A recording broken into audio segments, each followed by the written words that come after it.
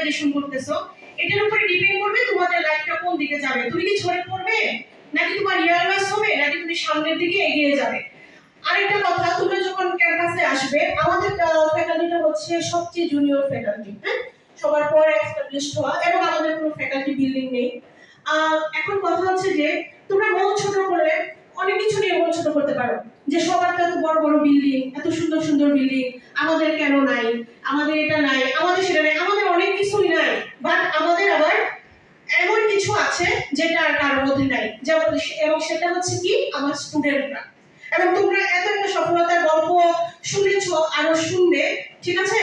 এবং কথা হচ্ছে যে তোমরা কোনো সময় হতাশ হয়ে যাবে না। অন্যান্যরা যদি তোমাদেরকে একটু মানে এরকম বলতে পারে যে কেন বায়োটেকনোলজিতে ভর্তি হইছো, যে এটা পড়ে কি হবে, তোমাদের তো বিল্ডিং নাই, তোমাদের তো টিচার নাই, কিন্তু আমি বলবো আমরা এত স্বল্প পরিসরে, এত কম স্টুডেন্ট নিয়ে, এত স্বল্প সংখ্যক টিচার নিয়ে আমরা যেভাবে রান করতেছি, সেটা one of the best in any public university. আমি এটা বলতে চাই।